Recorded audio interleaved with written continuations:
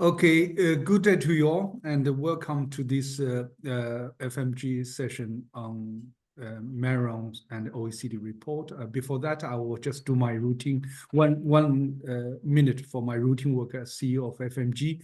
I want to take this opportunity to welcome a few new members, which I forgot to do last time. So it is Tim Grosser, Jean Fred Aga, Gabriel Marceau, and Guillermo Valles Galmez.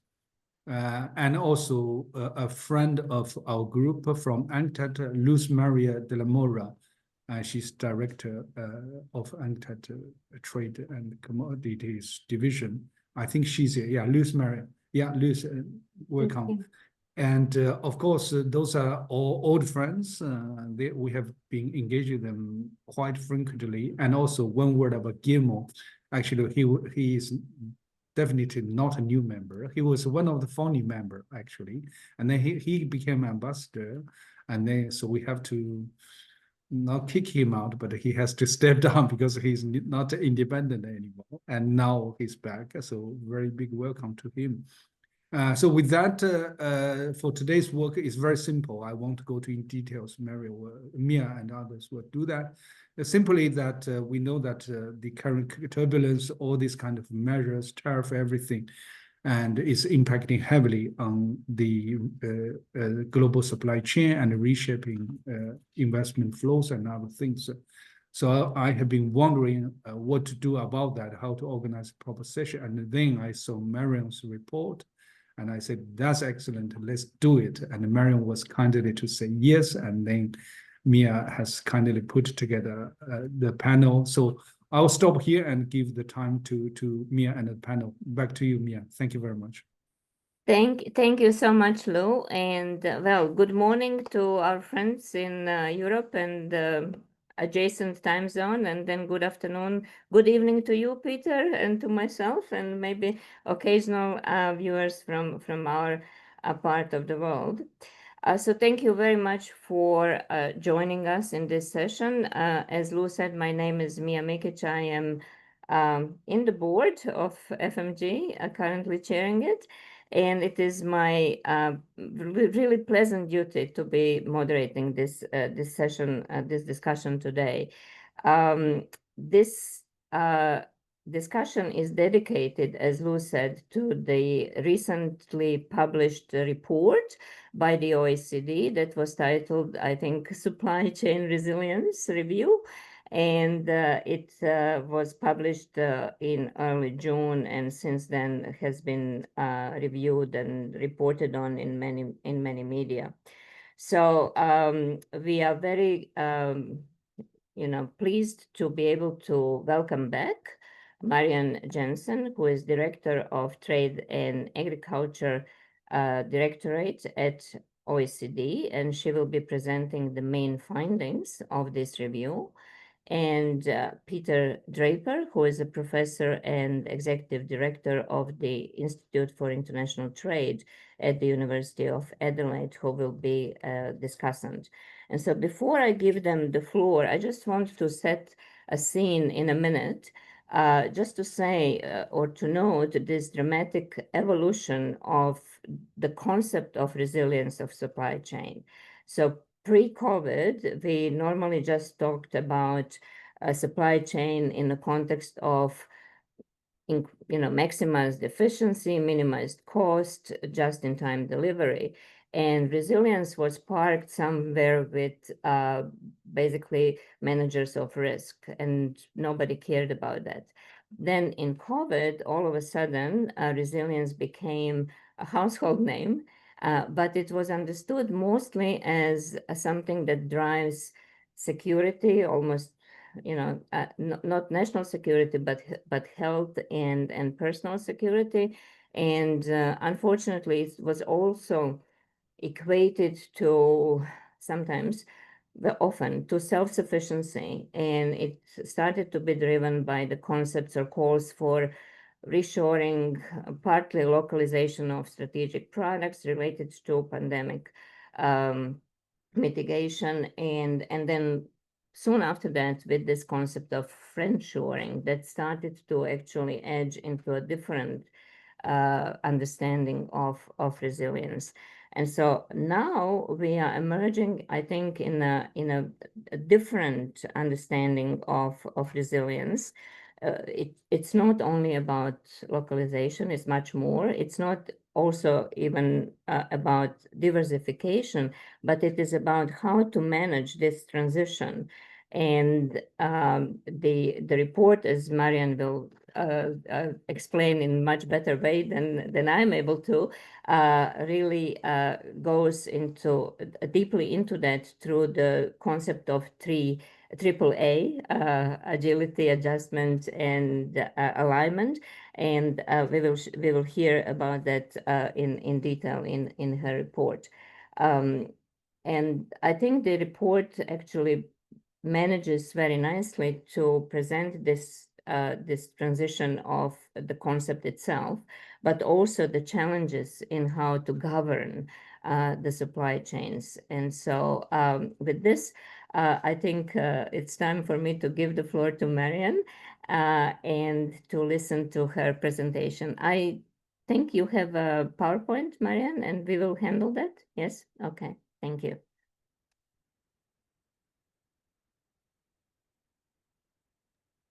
Thank you, Mia, for this introduction. It is my great pleasure to be with you here today with the Friends of Multilateralism. I am definitely not an independent person and therefore cannot be part officially of the group, but please consider me still a friend of multilateralism. I think Mia's introduction gave a very good bridge to what I was going to say at the start of this intervention. One major takeaway I hope you will go away with from this meeting, from this session, is that the OECD published a report on supply chain resilience. That in itself would not have happened, Mia, as you said, 10 years ago, not even 6 years ago. Next slide, please. This report here, it's front page on OECD Supply Chain Resilience Review. It's the first edition. We hope that it's not the last one. It has the subtitle of Navigating Risks. And I would like to kick this intervention off by making a few comments on the global policy discussion around this theme, and then also a reference in a more academic analytical reference. Some of you may remember that I started my career in economic research departments. When it comes to the policy background, it is, as Mia already said, the case that the theme of resilience of supply chains has become more and more prominent on policymakers' minds. That's definitely the case in OECD governments. I would expect, however, that this concern, this interest goes beyond OECD countries.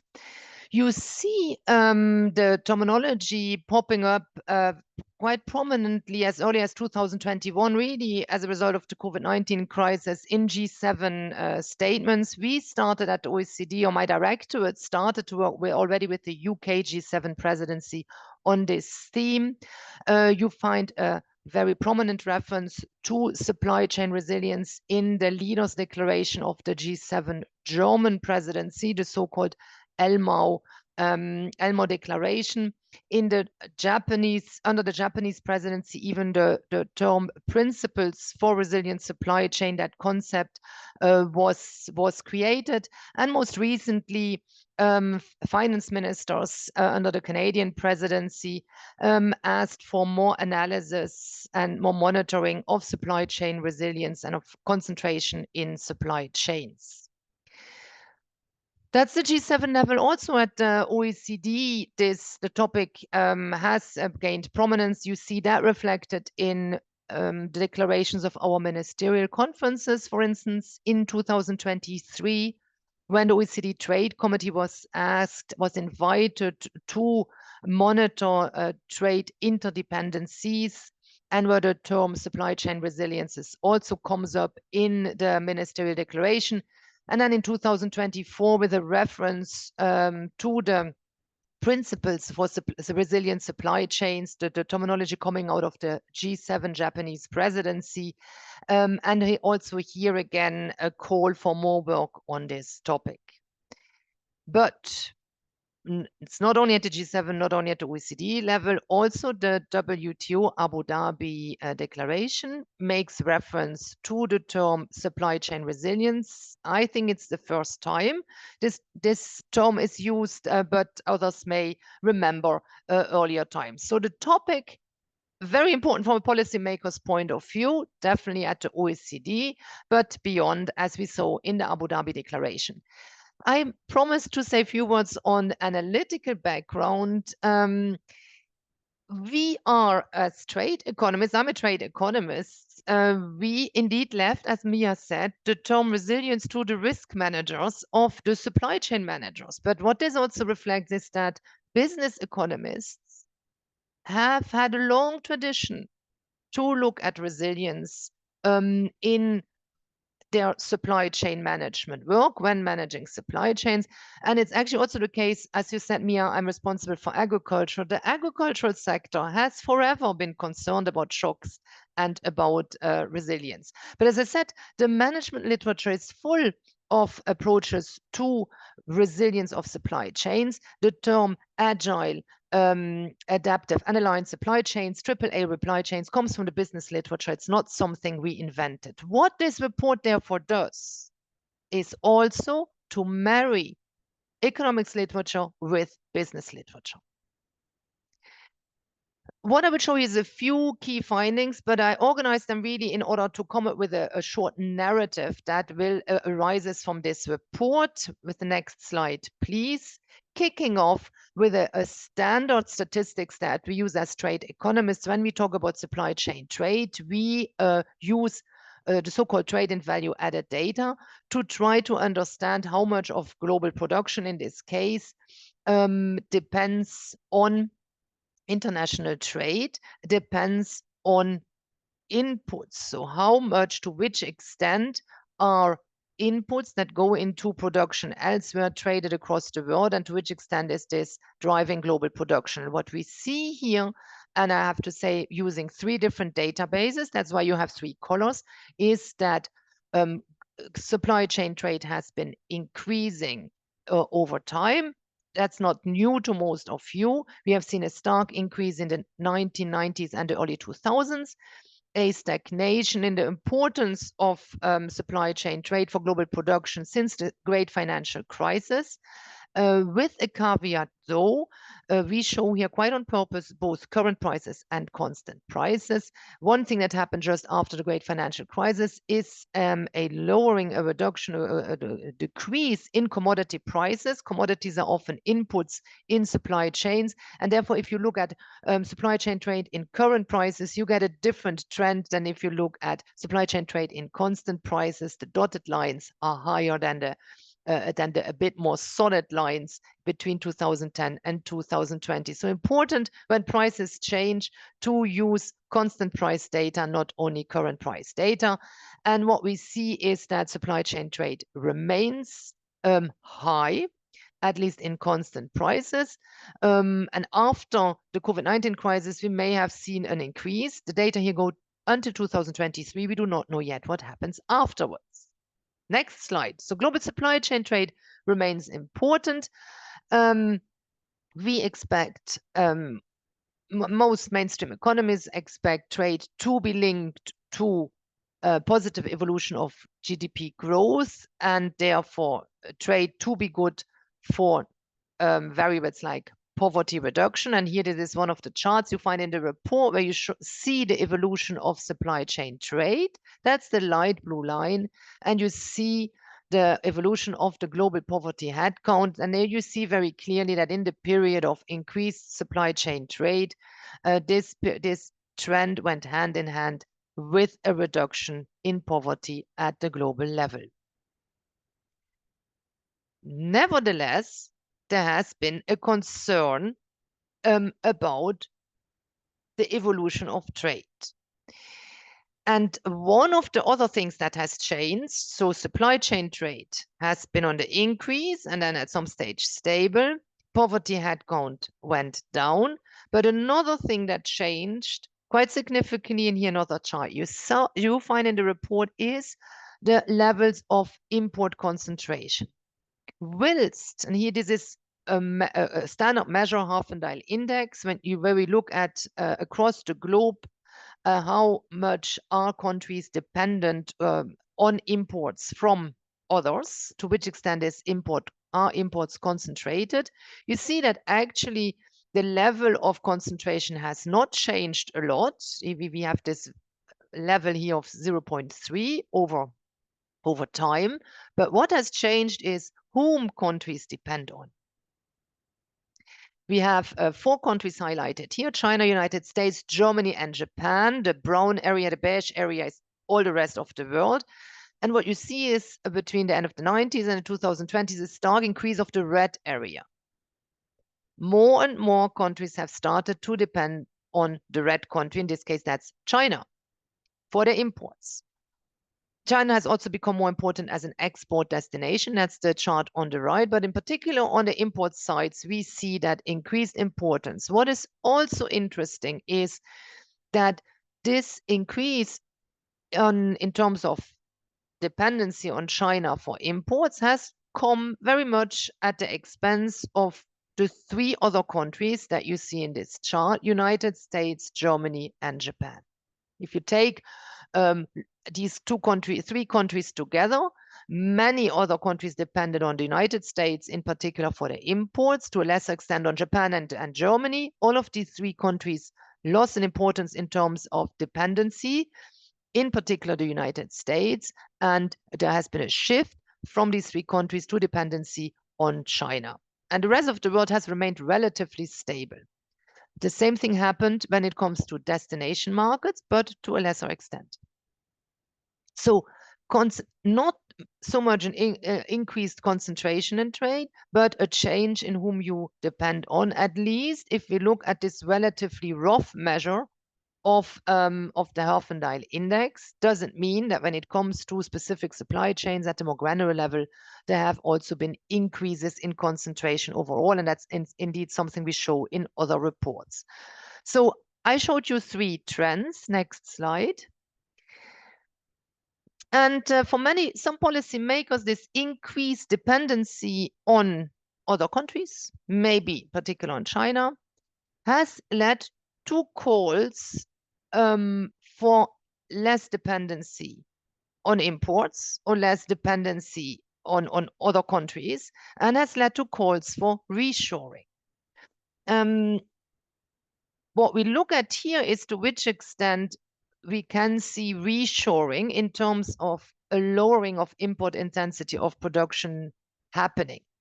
You recall the global slide. I showed that dependency of production on imports increased until the great financial crisis and then stabilized. Now, what you see in this chart is a breaking down of that chart where we took out, we don't look at the global figure, but at 5 important countries or markets: China, EU, Japan, United States, and OECD. Now, what you see here first is that China is an important importer. So if there's one country that is highly dependent on imports for its productions, it's China. That line is much higher than the other lines. And second, that change in import dependency that we saw at the global level, well, probably China is a lot responsible for that global figure, because the increase in import dependency was very stark in China until the financial crisis, where there was a big dip, and then that country started a downward trend. So if there's one place where maybe reshoring started to happen, it's China. We see much less of this happening in the other countries. In the United States, the green line, we do see import intensity going down since the 2015 period. So under the first Trump administration, we see a change in trend. The OECD overall remains, the dependency on imports remains stable. That's the pink line. In EU, the import intensity of production has even gone up over that period. So different behavior in different countries or different markets on these slides. Now, do our studies give the impression, do we have reasons to believe that lowering your import intensity, so reshoring, is good for resilience? Now, our answer is no. And this is something we show, I think, on the next slide, if I remember the yes. Here we show the results of a study where we looked at the effect of reshoring, so an effect of a policy where the government decides to import less for production, to produce more at home. So to localize, we call it here, not reshore, but to localize. And we are used to looking at the effects on GDP, and we are expecting GDP to go down. What this study does, it doesn't only look at GDP levels, it also looks at GDP volatility. So when you start on your left-hand side, you see dots and lines. All the dots at 100%. This is with the GDP level in open market, we put at 100. Then we look to which extent does GDP vary if there are a combination of domestic and global shocks. And the vertical lines show you this variation. So you see that in all countries, GDP varies. How much depends on the setup of the economy. Now we go to the left-hand side. The economy decides to localize in order to be less vulnerable to shocks. What we would expect to see is that the dots go down, GDP goes down if we trade less. That happens. All the dots are below 100. And if localization was to be good for volatility in the sense that the economy becomes less volatile, less problems in terms of a shock, we would see the lines becoming shorter or disappearing. And that's not what we see. If we look at the full sample of countries, we find that in all countries, as expected, GDP goes down if you localize, but we also see that in well above 50% of the countries, volatility actually increases. How much and how, it depends on the nature, the size of the economy, the nature of the economy. But localizing is not a recipe for stability, is not a recipe for resilience in terms of lower dips when you're hit by a negative shock. Next slide. So if reshoring, if localizing is not necessarily the best answer, what could be alternative answers? And this is really how we want to position this report. We want to position the report as a report that allows you to think differently about stabilizing your economy, protecting your economy against shock, making your economy resilient, in the sense of being able to adapt to a change and to absorb the change. The approach we take is to say, well, risk managers, supply chain managers actually will try to set up their chains in order to be resilient. And the term used in the business literature is the one of making your supply chain agile, adaptable, and aligned. Policymakers can help them, accompany them, not replace them, but accompany what the supply chain manager would naturally want to do. This can be done here. We promote 5 types of policies. This can be done by promoting trade facilitation policies. Whatever makes transitions at the border easy in general also allows supply chain managers, for instance, to change shipping routes or to change suppliers in times of a shock. Trade facilitation is good for resilience. Strengthen key supply chain services sectors. The stronger the services sector, the easier, the more competitive, the easier it can be to switch providers, to switch mode of transport, to increase the use of one provider compared to another if a shock hits and you have to make an adjustment. Facilitate the digitalization of supply chain operations. That's a very strong message that came out of the pandemic period. Digitalization made it easier to change processes, to keep the border going, even when people find it hard to be at the border. 4th point, support international cooperation. If you trust your partners abroad, you also find it easier to adjust your way of dealing with each other when a crisis hits. And strengthen coordination with the private sector and other stakeholders. Here again, in terms of crisis, it is important to understand how the supply chain functions as a policymaker in order to design policies to help the supply chain to adjust rather than hinder. And last but not least, design policies that balance sustainability, efficiency, and resilience. And that goes back to Mia's point. In the past, we were mainly or only concerned about efficiency. We acknowledge that most of our members have also sustainability as an objective for the supply chains, and resilience is increasingly important. So here are the 5 messages we do in a set of country pages for OECD countries at the end of the report. Also try to help members to address their vulnerabilities in terms of concentration, and to help them assess whether their policies are good for the agility, adaptability, and the alignment of their supply chain. Next slide, please. Those country pages look like this. They combine in the first upper row data on supply chain interdependencies. Recall that the Trade Committee was asked to lead work at the OECD on monitoring supply chain interdependencies. And then you see 2 rows of charts that provide information on policies that are considered useful for the agility, adaptability, and alignment of supply chains. Allow me to go a bit more deeply into this relatively full country pages. Next slide, please. So the first layer was the one where we measure supply chain interdependency. On the left, we look at to which extent do the supply chains of the country depend on foreign inputs, that's blue, or for their supply chain production, or on foreign markets, that's the green figure, when it comes to the sales of their production. And to which extent do they depend on foreign markets or foreign inputs in different types of sectors? The country you see here is a country that depends on foreign inputs for strategic sectors more than for non-strategic sectors.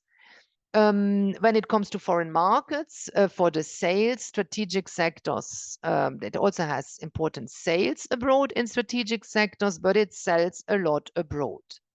This country is Mexico. You will not be surprised that Mexico is more concentrated. These are the charts to the right. In its imports and export, Mexico with the United States as a big neighbor. Here, however, important for you to keep in mind that the variable we use is not just the normal Herfindahl index, but we look at to which extent is the country more concentrated than necessary? Does it have a high level concentration? And would it be possible to switch to other providers, because the concentration is in markets where other providers are available. And that's the measures you see here. Originally, we called this chart excessive concentration in the sense of more than necessary. You can diversify away in these markets. Next slide. So here, the monitoring of supply chain dependency. Let's move to policies. We are taking here data from our services trade restrictiveness index, and with a bigger focus on the digital services. And we show here data for the transparency of regulations. We consider that transparency is good for agility.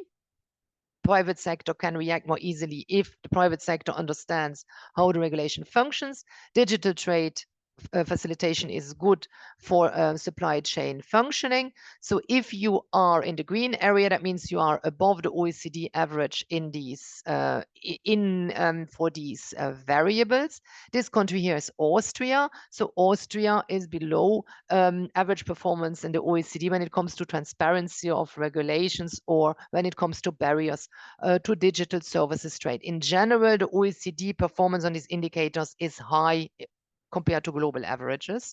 But nevertheless, we see some diversity in the OECD. And here the last content slide, next slide.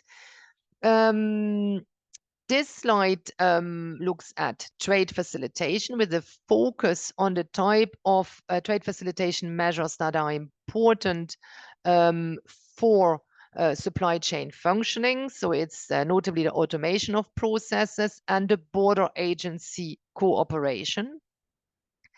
And then these 2 charts I would like to highlight. We look at barriers to GVC enabling services, and to regulatory alignment.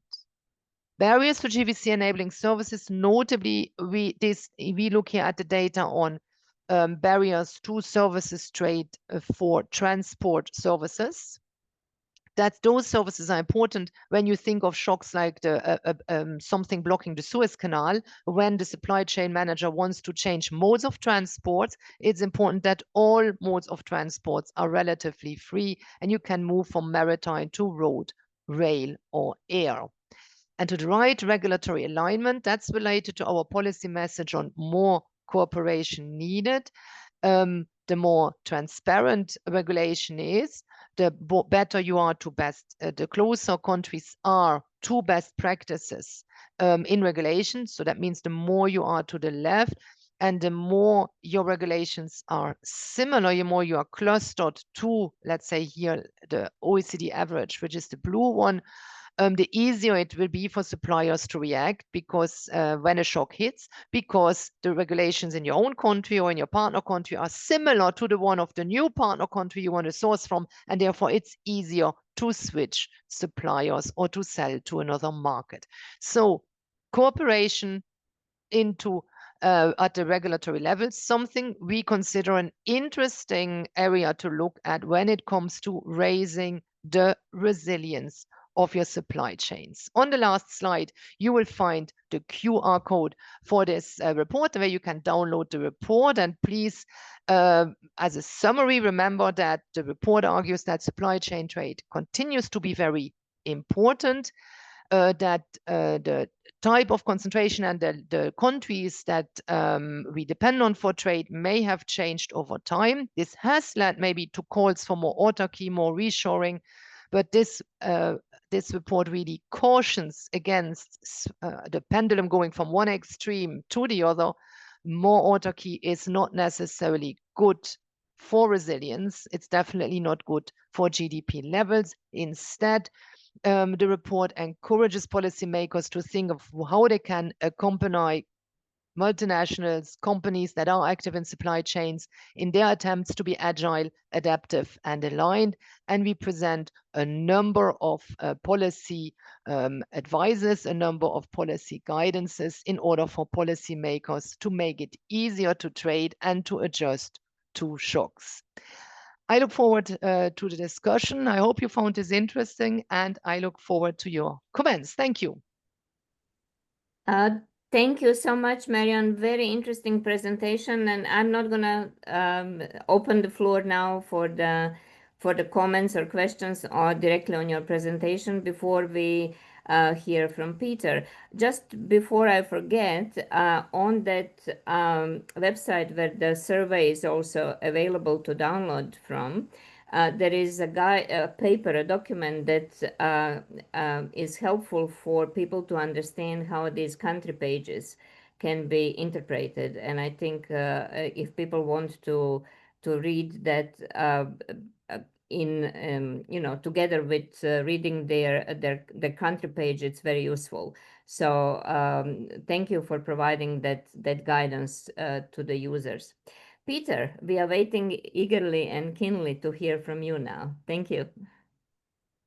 Well, thanks very much, Mia, and thanks to Lou for the invitation and Marion for the very interesting presentation.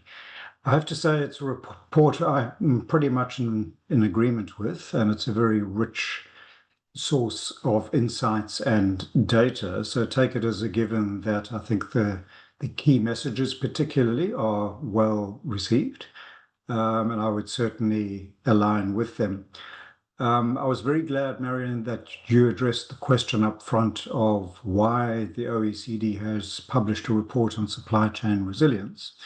And obviously you can't speak to the details, but maybe I'll try and fill some of that in as I understand it. I think really what has changed fundamentally is the increasing emphasis on economic security, particularly. And for me, that's because I've been thinking about that a bit. That's where I'll focus my remarks. And I'll start with a couple of observations. So first, which I'll pose as a question, And that is rising import concentration necessarily a problem? Now, I would take any number of examples of countries that depend on imports in some way or another, but a lot of those imports would be in the non-strategic box, so to speak.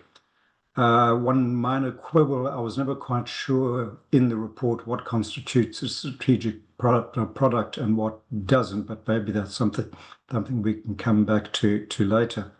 But I think ultimately rising import concentration is likely to be a problem if your import sources pose national security risks to your country.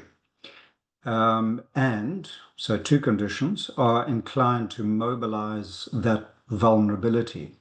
And here I'm using Hirschman's terminology. And since much of the report is based in essence on Hirschman's original analyses, I think that's important.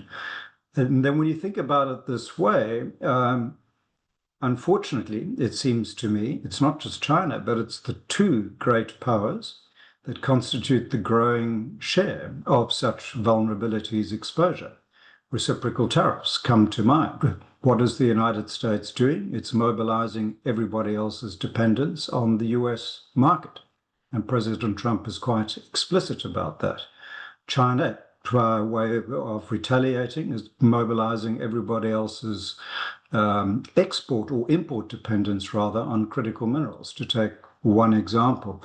And the rest of us are caught in between. And so how do we respond when these two elephants are fighting is, I think, a big challenge. And clearly you can't comment on that, but I think as an independent commentator, I can state it, the problem for what it is. So if we then think about economic security, we are most worried about dependencies. And certainly that's what Hirschman wrote about originally. And dependencies, I think, are code for lack of resilience, or the other way around. And if we unpack that a bit further, import dependence means you are vulnerable to foreigners' coercion, and export dependence could mean that foreigners are vulnerable to your coercion. And I thought the report was a little bit silent on that. But it's also possible, thinking reciprocal tariffs, that you, as the exporter, thinking Southeast Asian countries, for instance, that experienced very high reciprocal tariffs, that they seem to be coming down a bit now. We'll see what happens tomorrow. But they are hostage to another market, which is the United States. And so, as the report correctly points out, those dependencies cut both ways, import and export dependencies. And then that chart you put up on who is more import dependent is particularly interesting in that light, because actually China is far more import dependent than the rest of the OECD, which means, if you take this definition to its logical conclusion, that China should be concerned, and potentially very concerned. And that might explain a few Chinese policy responses that we've seen in recent years. So it's got a lot of vulnerabilities of its own. If I then focus on the country I now live in, Australia, where I work, and here I did look at the country profile annexes in some detail, and particularly the Australia profile, because I wanted to see what messages it was giving me. And the first clear message is that Australia has both significantly concentrated imports and exports above OECD averages, but particularly on the import side. And on the import side, that's largely concentrated in manufacturing. Knowing a little bit about Australia's import manufacturing profile, that would largely be consumer goods, I would suggest. And that tells me that even though there's what on the face of it seems like a vulnerability, if it's consumer goods that we're importing, it's not necessarily a vulnerability. After all, President Trump reminded his voters and consumers that they don't need 30 Barbie dolls, they only need 2 when Christmas comes around. I'm not quite sure they saw that as a good thing. But the other so our two big import partners, by the way, are China and the United States, the two big superpowers that are seemingly going head to head. So we're not necessarily in a good position. I guess many other countries are in a similar position. So what does this tell us about our Australian supply chain vulnerabilities? And I'm still thinking about this. But if I look at a few recent signals and then relate them to our trade structure, the first signal for me that's been interesting in recent weeks is that China reportedly asked Korean importers of processed critical minerals not to export them to the United States if they were going to end up in defense applications. Now, Australia exports a lot of raw critical minerals to China. Hence, that becomes an indirect vulnerability for us. Now, that's not necessarily part of our export concentration story, but actually overall, our exports are highly concentrated on China, and the biggest export of all is iron ore. What I really worry about is that our other trading partner, the United States, thinking security and its relationships with China, says to us at some point, please stop exporting both lithium and iron ore to China. So the lithium ends up in batteries, EVs, etc., industries of the future, which the US and others would like to dominate if they could. But the iron ore ends up in steel production, which goes into ships, tanks, bombs, etc. Or most of it actually goes into construction, but theoretically could end up in those military applications. So this really makes me wonder who's the ultimate source of our vulnerabilities. Most of the focus tends to be on China, and that's understandable. And by the way, as everybody knows on this call, Australia was subjected to quite a concerted episode of Chinese coercion. And we're just coming out of that now, and we don't want to go through a repeat of that exercise. But now we've got the US coercing everybody else. Right now, we're not in the crosshairs, but I think it's just a matter of time before we will be in the crosshairs. And so this is really the core source of our vulnerability. I'm not worried about our exports to other markets, say to Japan or Southeast Asia or to Europe for that matter. I don't think they're going to try to coerce us. And we're certainly not in the business of trying to coerce anybody else. We're too small for that anyway. So these are the real risks. It's concentrated on the big players. So I thought I'd put that out there and then just very quickly say that the list of policy prescriptions is great. I associate with all of them. And Australia performs pretty well, and that shows clearly in the charts. But at the end of the day, it probably won't help us much if either China and or the US decide to coerce us. So that's still the core source of the vulnerability.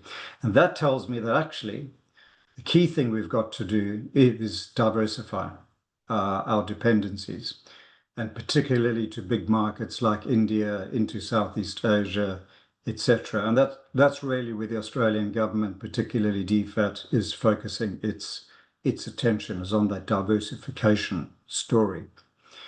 And then maybe another point to consider is that, in my view, managing supply chain risk is not so much a government responsibility. It's largely, and I think you did say this, Marion, it's largely a private sector responsibility.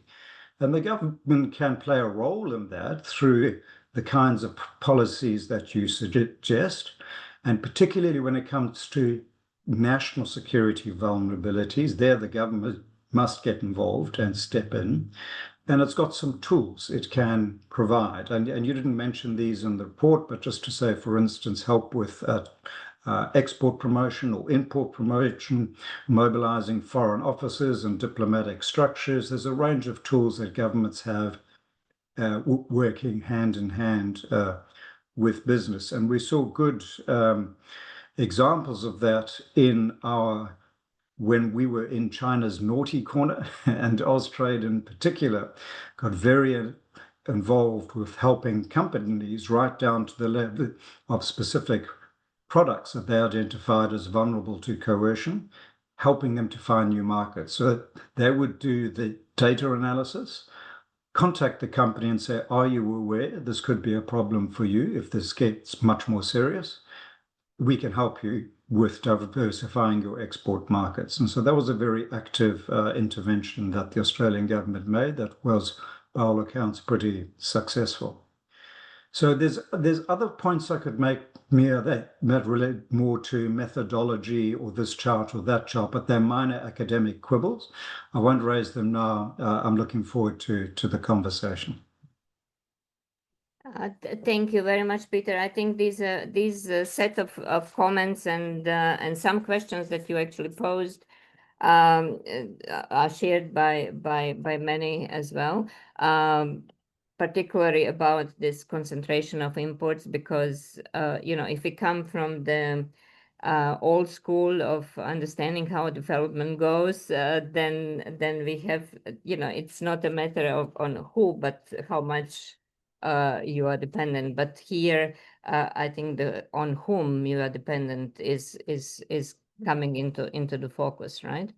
So, Marion, maybe if you want to very quickly provide some clarity on what are strategic and non-strategic products, or in those graphs, maybe that would help people to prepare the questions, because I don't see any hands up.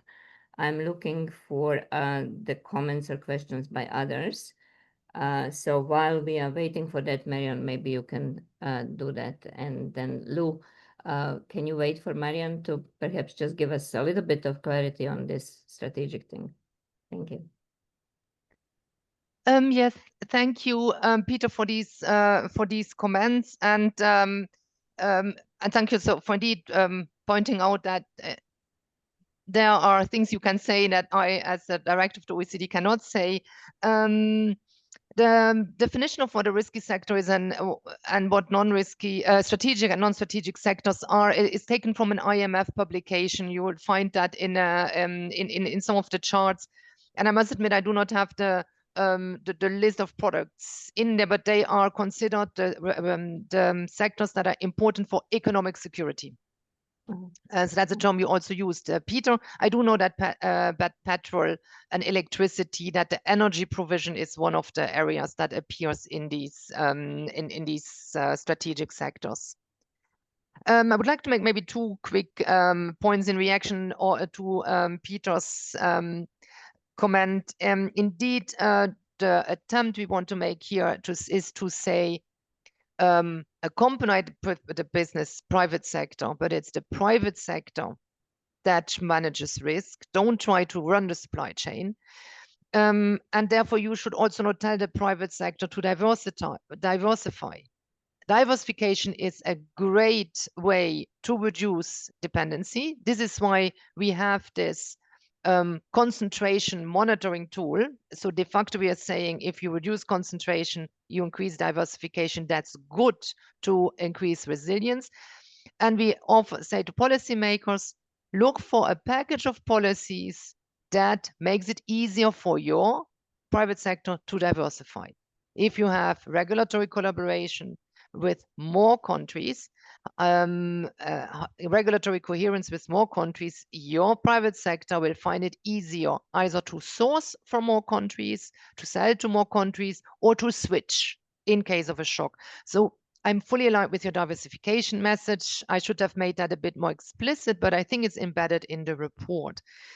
And last but not least, when you look at the report, keep in mind that in the OECD, reports like this have been read by the members and have been approved by members. So it's not, it's a membership supported report. It's therefore close to policymakers' thinking, and maybe see the report as a start for thinking about what would be elements of WTO language on supply chain resilience. Because this report, when it comes to the policy advice, is not country specific.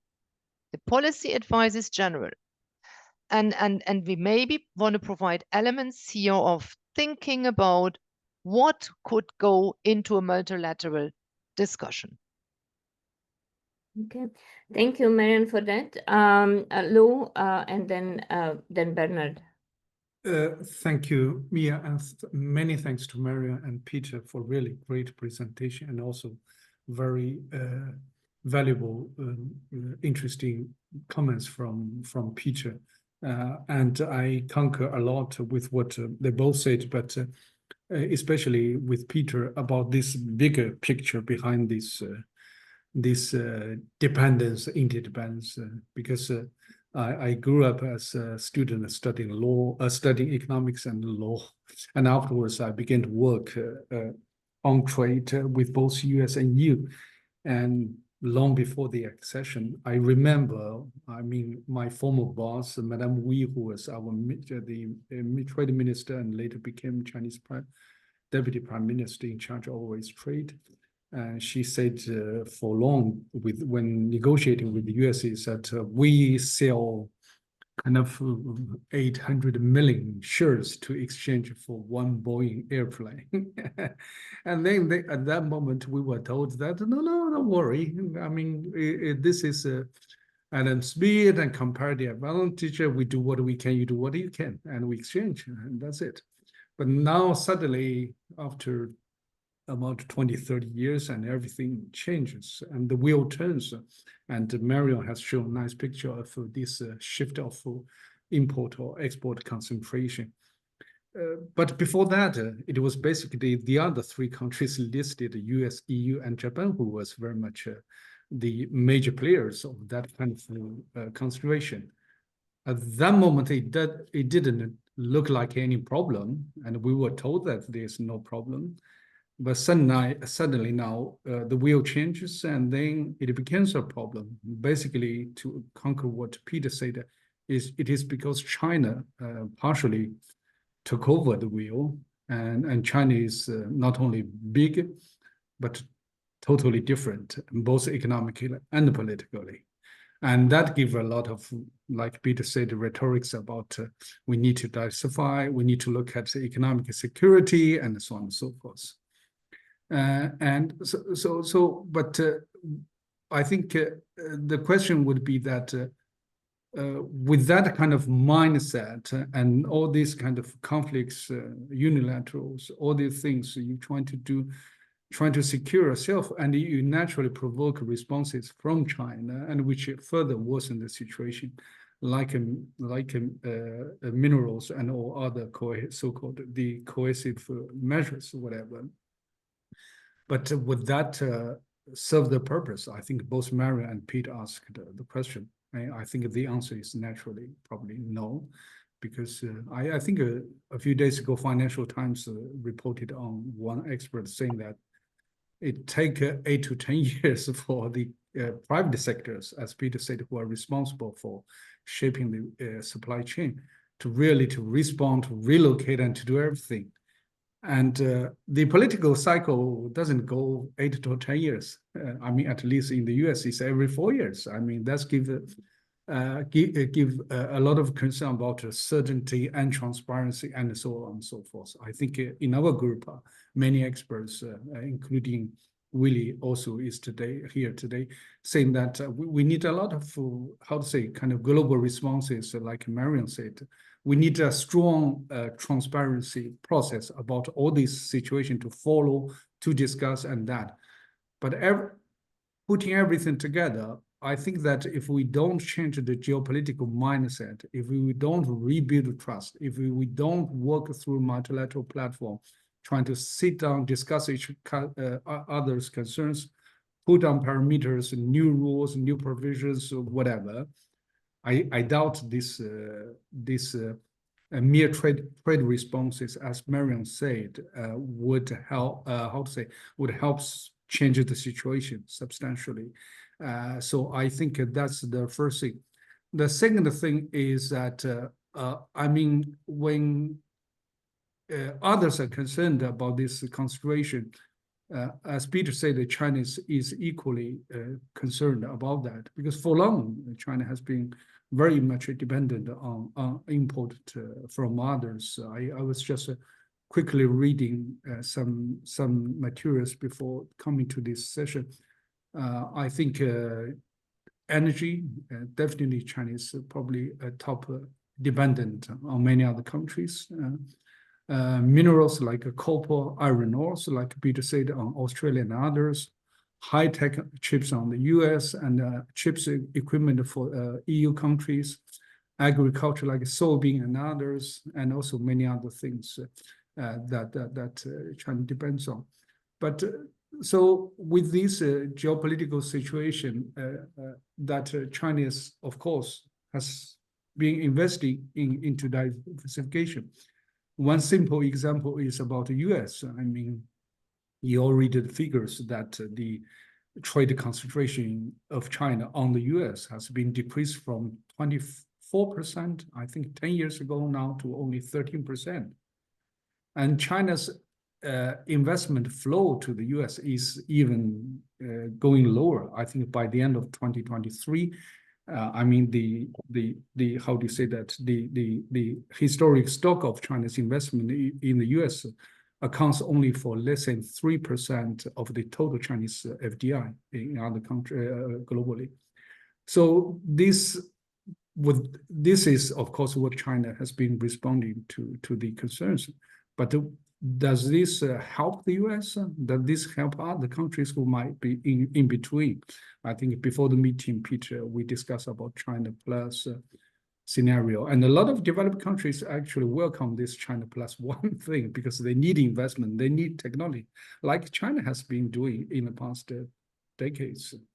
So all in all, I just would like to just point out these facts. I don't have an answer for them. It's very complicated, but I do agree with Marion is that we do need a more neutral platform like WTO, somewhere we can sit down, discuss probably with less political sensitivity and more kind of focusing on economics and trade instead of on too much a political mindset. So thanks.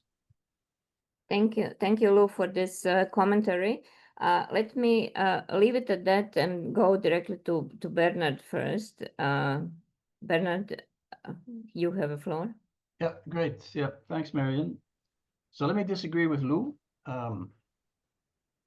I think that is far in the future. So I'm very much with Tim Grozer in terms of thinking about these issues. So I think Peter got it right. And obviously, you're OECD, you need to be neutral, objective. But clearly what we're talking about here is how do we deal with this duopoly that is fighting with each other, and the rest of the world has to kind of live in this new world. So it's really about the threat of weaponization and the associated political risk of being confronted with, behavior by the two big countries in the world, and that might affect how that might affect your source of imports and your exports. Now, one of the things I was struck by in one of the graphs in terms of the impact on GDP and the variation around GDP, if you're open as opposed to you go towards more localization. If I read it right, the EU does pretty well in a localized world, much better than the United States. So that's what I picked up. I don't know if that's true or not, but maybe you could confirm whether that is the case. But I think in itself, that's already interesting. So if we're thinking about reducing risk, for me, the recommendation you have in the report of moving more towards a cooperative model where you cooperate with other countries to create an economic environment where those risks of disruption go down, but also where, given the risk of a disruption, whether that's a political risk or whether that's kind of just an exogenous, a COVID-19 type of risk, how can we reduce the costs of that, right? So for me, when I think about this economic security dimension, it's really about the determinants of the probability of something bad happening, which has to include the political risk, and what's the cost of something happening, and how can we reduce the costs of bad states of the world, right? So, and I think the one way of doing that is available to non-China, non-US, i.e. the rest of the world, is to actually to do much more to cooperate with each other, to put in place agreements. So one of the things I had as a reaction to your policy and the policy prescriptions, so for me, that was all motherhood and apple pie. this is stuff you do independent of economic security risks. This is just something you should be doing, right? So I think what we really need to then focus on is what is the additional things you should be doing to reduce both the probability of these shocks and the cost of those shocks. And to me, that is really deepening integration amongst each other. And then trying to figure out ways in which we can rope China into that. Maybe at some point, the US will also be inclined to, to participate in some of that. But I think for the time being, the strategy really should be one of forgetting about what the US is doing, trying to ensure yourself as much as you can to Mr. Trump and his minions. And so therefore identifying how would you do that? And I think for me, that's the big agenda, both for policy, but also for research, right? So we've been very much focused on trade agreements. So one question is, are trade agreements actually helping us reduce these risks or not, right? Under COVID, it was a bit ambiguous, right? We even had within the European Union, France immediately slapping on export restrictions on masks. That was not exactly our finest moment. But I think it's an important question. How do you design agreements with other countries to actually reduce these vulnerabilities, to reduce these economic risks? And I think one of those vulnerabilities is the tariff, right? And I don't know if you get into that in the report, but insofar as the US is slapping on very high tariffs on pretty much everybody under the sun, you know, that might raise revenue, which is what Mr. Trump seems to want. It's not going to do much for trade imbalances, bilateral imbalances, but what it is going to do is going to hurt American export competitiveness, right? So that's another source of risk then if you rely a lot on American inputs, which I think needs to fit into the conceptual framework we use to assessing these risks. But anyway, I think it's a great report, obviously subject to constraints that you cannot do anything about. But I think that's what Peter and I and everybody on this call who is independent, you know, for it's a really useful input to start thinking about, okay, how do we use this to actually deal with what is really the core of the issue, which is the threat of weaponization. Thank you, Bernard. Marion, do you want to comment on what Lou and Bernard was speaking, or do you want to hear more? You don't have to. No, I can make a few comments. So on the chart on how volatile the economies become in light of shocks, I think I would like to invite all of you to look in detail at the different country performances. Some of the findings will not be surprising to you. The bigger the market, the less the reduction in GDP and the less the influence of the impact on volatility. And then it depends really also on the combination, how concentrated you are in certain types of products for imports, and that will affect also how volatile you get. But it's interesting to look at the detail of those charts. That study did not differentiate between strategic goods and non-strategic goods. So this is just a general goods. This work that we do here is not that this report will not help you to analyze the trade war if it is happening between different players at the global level. It's not something we can do in a flagship report as the OECD. As I did say, it does. We hope it puts out some thoughts about what can be done once big players want to get out of the prisoner's dilemma and think multilateral again. So you have some first thoughts. And I also think there are interesting ideas on thinking about how to navigate in the current situation, and notably the deepening of trade relationships. Bernard, I think it is quite even explicit in the way we talk about regulatory cooperation. I used the opportunity to say that we are not only writing on this topic, we are also helping our governments to think about how to cooperate on areas that had turned out to be critical in some of the recent crises. For instance, you mentioned pharmaceuticals, Bernard. One of the things that happened during the crisis is that companies couldn't had a surplus of a certain medicament in one European, in a non-EU European countries, and couldn't ship it to the European country because differences in packaging regulation. And that's, our members agree that packaging regulation shouldn't hamper the trade of goods in a moment of crisis. So we are bringing public and private sector players, including the regulators together in order to see how they can set up mechanisms that would be more agile in terms of crisis to avoid these kind of blockages. So indeed, an emphasis on more cooperation, and that's hopefully a positive message in a difficult period.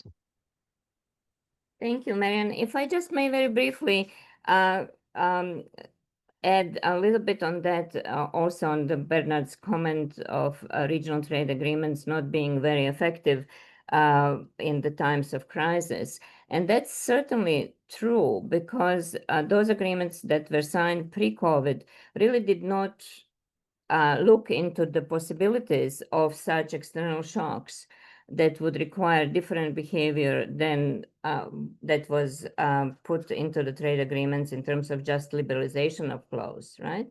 And I think my former institution has put out a text, a model text of the additional chapters that can be added to the agreements now that covers these situations in crisis, and that is modeled in one way on some mechanisms that exist, for example, in ASEAN, where even before the crisis, they had a rice mechanism in which they agreed a priori to be sharing the quantities of rice or supplying the markets based on supply and demand imbalances of these countries. And so basically they would be just borrowing to each other. And they soon into the pandemic agreed also for the similar agreement with respect to the certain strategic products related to the pandemic. So these sort of mechanisms can be actually put into the agreements, and they definitely would go, I think, some distance towards these alignments or cooperation of countries that have to foresee what is happening when there are some shocks in place that normally will not come. Just wanted to add that this can be one way, but I also have a question which I'm reserving for when I have no hands up that deals with these policies and the alignment in particular, but I'll leave it for later. We now have very patiently waiting Wenhua. Please go ahead. Thank you very much, Mia. And also sincere thanks to Lu and FMG for hosting this very timely discussion. And supply chain and industry and supply chain resilience and stability and security is very topical in recent years or in recent days. And I found the briefing given by Marian very informative and thought-provoking. I'm not an economist, so I'm not in a position to say that I agree with everything, but I think it's very informative. And basically, I agree with that. It seems that many countries, including big or small, are taking measures to enhance the so-called stability and resilience. On the other side, it seems that the outcome is that they are damaging their long-term stability. Because I'm a lawyer, so I'm very interested in what the WTO or what the multilateral we can do. So I just download your report and look at the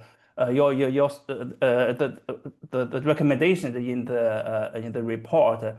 It's very simple and pursue international coordination and cooperation, but I don't think the recommendations in this part will serve the long term, because maybe the recommendations are given from the perspective of OECD member states.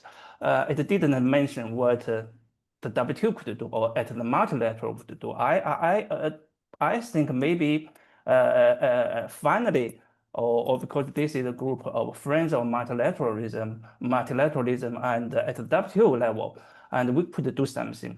As you mentioned in MC 13, there's a paragraph and concerning the supply chain stability and security. As far as I know, this paragraph was included at the core of China, and maybe the WTO could do further, and we could consider some understanding, even a long-term agreement concerning the supply chain stability and security, either to guarantee that to stop the downward circle. Because nowadays, more and more countries, particularly China, EU, and the United States, are taking more and more measures and those measures are causing a lot of damage to the current supply chains. On the other hand, maybe at least we have some discipline to keep a balance between reasonable security concerns and unreasonable measures. So I think maybe that at the WTO we could do something. Of course, I have some points, but for the time concern, I won't repeat. I won't speak to them here. But I think maybe I would seek your comments and whether you think this approach is viable. Thank you. Marianne, back to you. Yeah, so let me think aloud, because it's not explicit, it's not written in the report, but if you were to consider a provision on supply chain resilience, what could it look like?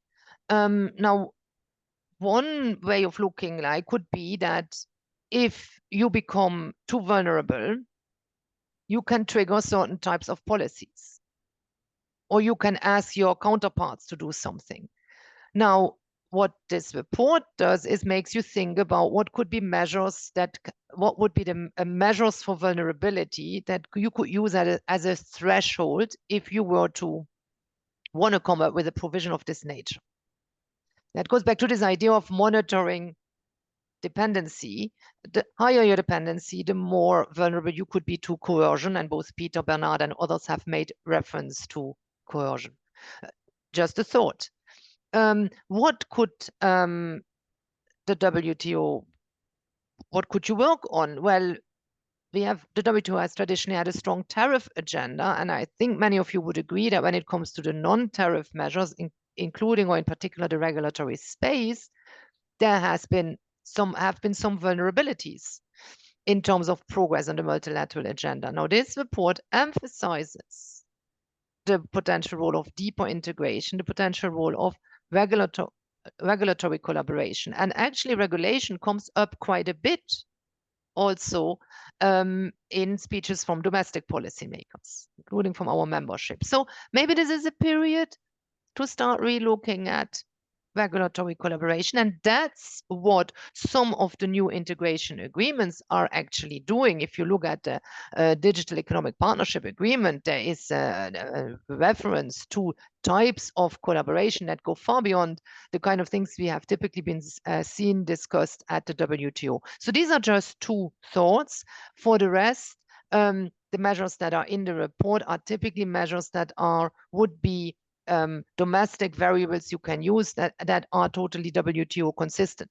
The Services Trade Restrictiveness Index, for instance, those data, the trade facilitation information, indeed, that's all within the traditional realm of the work the WTO has been doing. So one thing the report does is to give policy advice that, in our view, is aligned with existing multilateral trade rules, and that was important for us.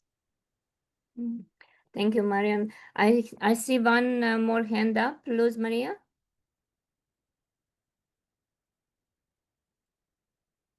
We can't hear you if you are muted. Yeah. Sorry. Thank you. Good afternoon, everyone. Good morning. Well, first of all, thanks for the invitation and thanks for the presentation, Marianne. I think it's right on target. The suggestion on trade facilitation and domestic measures to reduce uncertainty, I think it's a very good suggestion given the trends in international trade. I have two questions or two concerns that I have. The agreements the US is announcing right now with Japan, Indonesia, Vietnam, may include Chinese inputs exclusions. So these may put pressure on supply chains. So do you think we may end up having, as a result, US-based supply chains and China-based supply chains that are delinking from each other? And the other question is that, as far as I understand, the US Congress will not have a say on these agreements because there's no TPA and the US executive has not asked for any authorization to negotiate these kinds of agreements. So my question is if that could end up undermining these agreements, given that we don't know what is the fate of these agreements. Will they last? For how long? Will they be able to prevail? Will they be challenged in court? Will they be challenged by Congress? I don't know. And then the business decisions that are made based on these agreements may end up being nullified. I don't know. Thank you. Marion, since you were directly asked, Lou, do you have a question or you just want to close?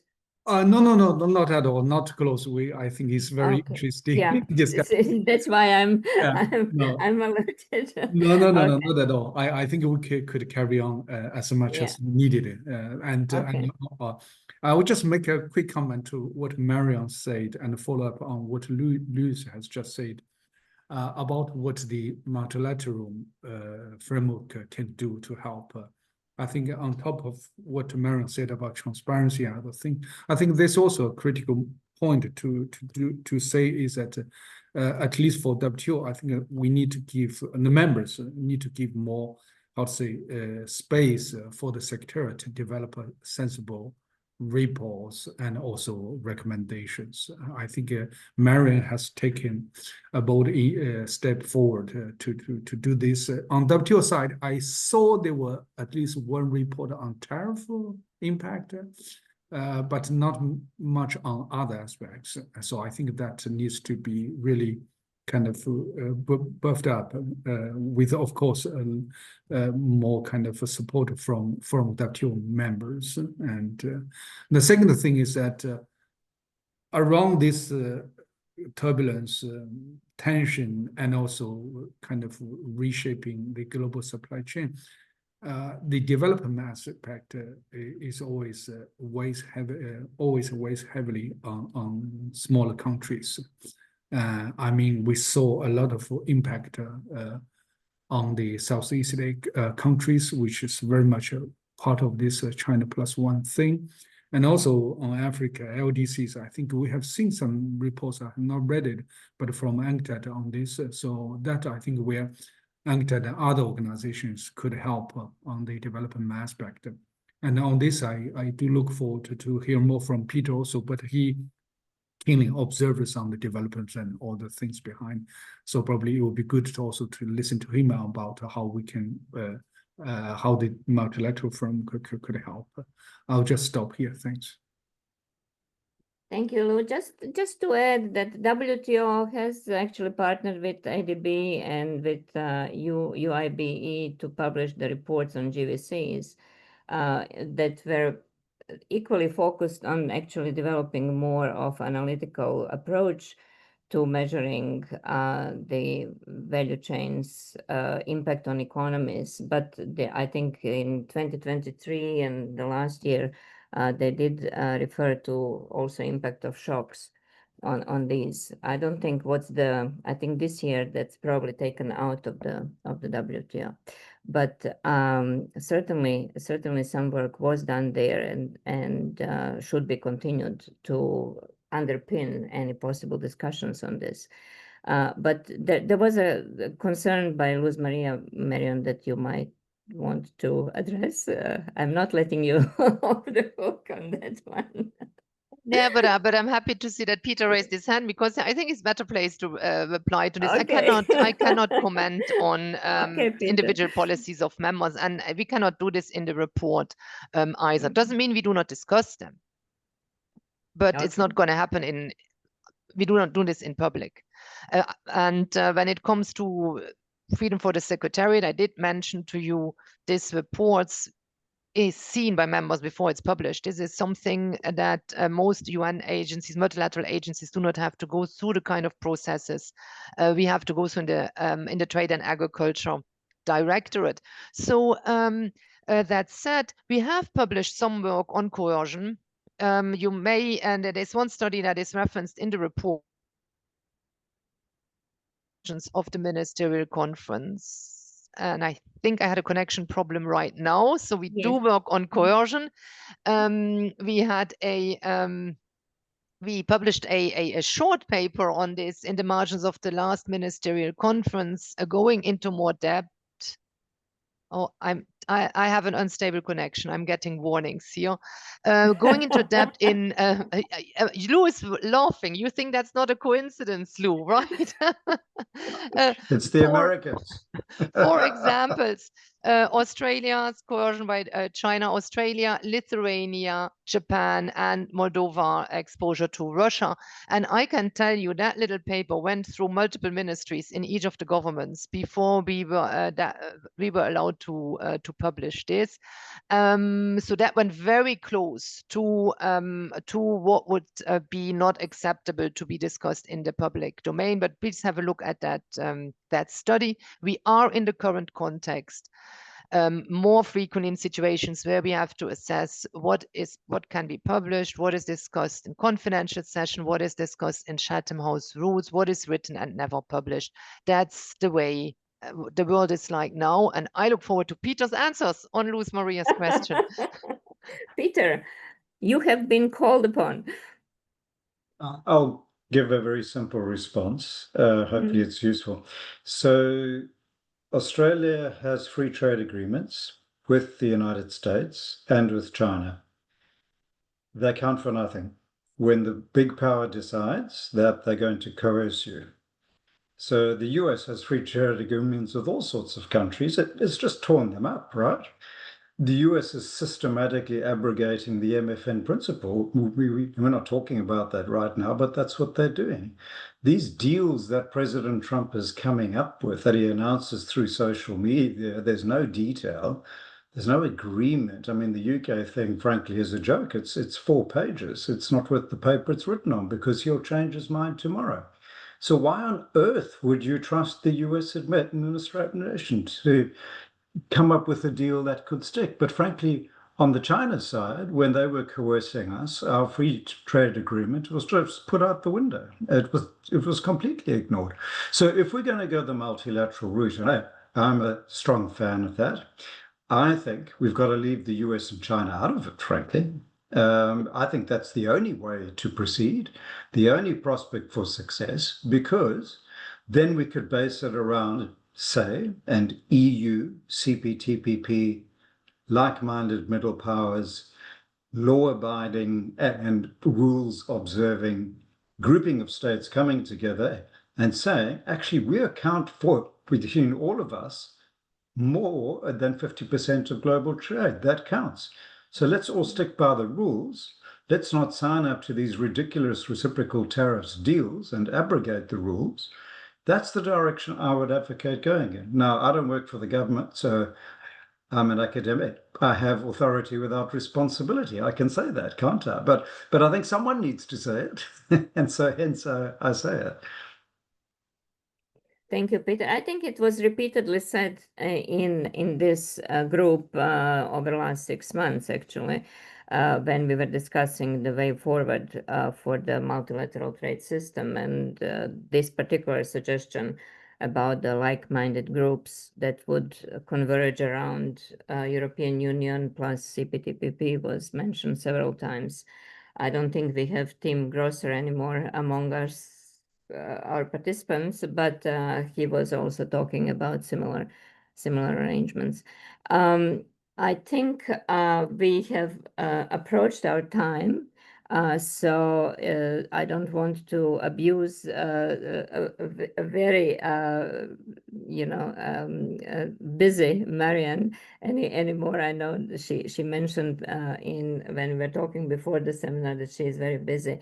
So Marianne, do you want to maybe close with perhaps some comments on whether OECD has been thinking a little bit more on this lack of trust and as a constraint in making these regulatory alignments moving forward?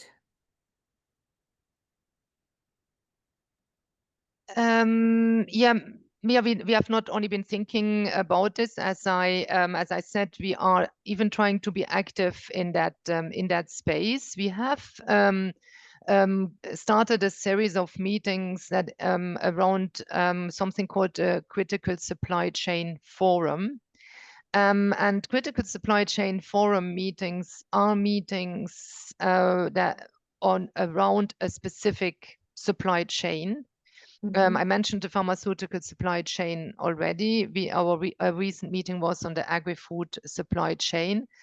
And in those meetings, we bring together not only government representatives, but also importantly, the private sector, and not only the trade or agricultural ministries, but also the regulatory agencies. And we try to identify specific problems that make the supply chain vulnerable and try to address them together. And those problems are typically whether in the logistics or in the regulatory space. One thing that is noticeable here indeed that you work not at the economic level as we have been doing at the whole of an economy level as we do in this report, but at a specific supply chain level. And sometimes you go really into the nitty-gritty. In pharmaceuticals, we are now down to discussing in detail specific ingredients for antibiotics. So not just antibiotics, it's 2 ingredients into antibiotics in order to overcome a regulatory challenge. So yes, we try to be active in building trust and in strengthening collaboration. It's one area where we hope that action among like-minded countries or potentially even at a more multilateral level is still possible. Thank you. Thank you. Okay. And Peter, any last messages from you before I give the floor to Lou to close? I think I've said enough. Well, thank you very much for both of both of you for the contributions, for the very nice presentations of the review. I have read it, and there are also many more things that could be said of the contribution of the review in terms of analytical contribution, but also the new information that was shared, particularly with these country pages. I think they are very, very useful.